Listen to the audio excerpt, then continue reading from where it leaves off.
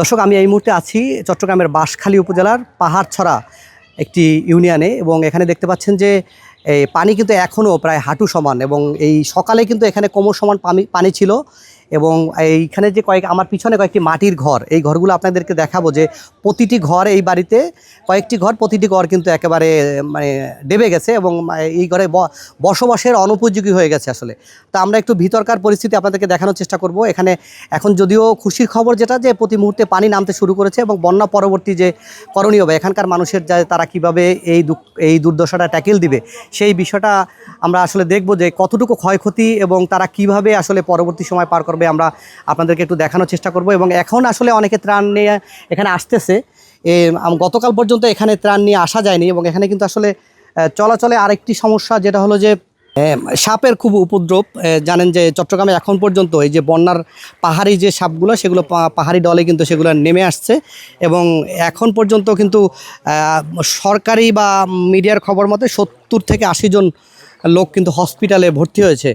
এবং এই যে মাটির ঘর দেখতে পাচ্ছেন, মাটির ঘরগুলো কিন্তু পুরো বসে গেছে একদম এখানে।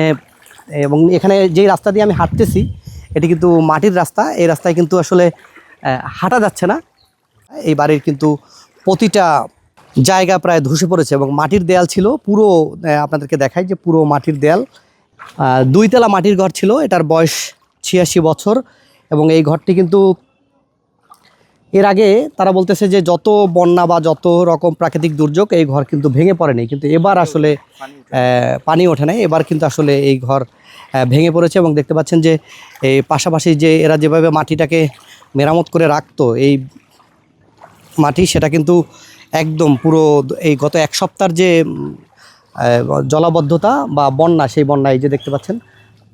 এবং চলাচলে মানুষের কিন্তু প্রচুর সমস্যা হচ্ছে এবং যাদের পাকা ঘর বলি বা যাদের বিল্ডিং, তারাও কিন্তু আসলে এখান থেকে বের হওয়া বা এখান থেকে যাওয়া। আমরা আসলে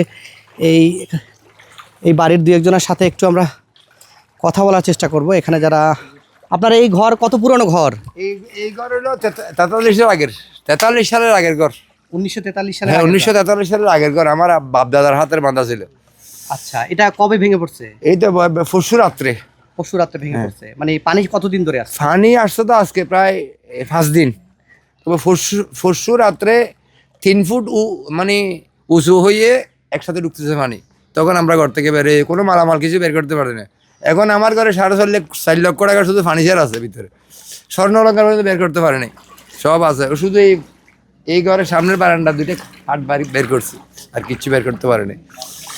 না, সব কিচ্ছু বের করতে স্বয়ং সম্পূর্ণ এখানে। এগুলো এখন টেনে টেনে বের করছি, ওই দিক দিয়ে ঢুকি।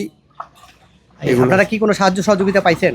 সাহায্য সহযোগিতা ওই ত্রাণ কতগুলো দিছে আর কি, প্যাকেটে করে করে সিরিয়া, মুড়ি, এই বিস্কিট, এই জাতীয় আর কি। আপনার পরিবারের সদস্য সংখ্যা? আমার পরিবারের সদস্য 8 জন। 8 জন? হ্যাঁ। সবাই কোথায় আছে? এই কালকে রাত্রে 9টার দিকে বড় ছেলের বউ, আমার 2 মেয়ে আর 1 নাতনি ফাটা দিছি। আর আমার মেজো ছেলে সরকারি চাকরি করে, ওনাকেও রাত্রে ফাটা দিছি কালকে। বড় ছেলে আছে ব্যাংকে চাকরি করতো, ইসলামী ব্যাংকে, এখন তো অফাহত চাকরি নাই। আচ্ছা আচ্ছা আচ্ছা। আর এই যে এখন এটা কিভাবে কি করবেন? বন্যা তো পানি টানতেছে, তো এখন কিভাবে কি করব, মানে আল্লাহ যেটা করে আর কি। আল্লাহ যখন বাঁচে রাখছে একটা কিছু, এখন তো আমরা শূন্য হয়ে গেছি। এখন আমরা শূন্য না, আমাদের নাই বলতে কিছু নাই। এখন খাইয়ে না খাইয়ে মাথা গুঁজার জায়গা তো নাই, রাত্রে একটু ঘুমাবো, রেস্ট করবো, এই জায়গাও আমাদের নাই। আমরা এখন ফানির উপরে বসে বাসি থাকতেছি, আতঙ্কের মধ্যে। হ্যাঁ, ওই তো ওইখানে চেয়ার রাখছি, ওই চেয়ারের উপরে বসে থাকি। আপনি কি করতেন? কৃষি কাজ করতেন? আমি আগে চাকরি করতাম, শিবে চাকরি করতাম। আচ্ছা আচ্ছা।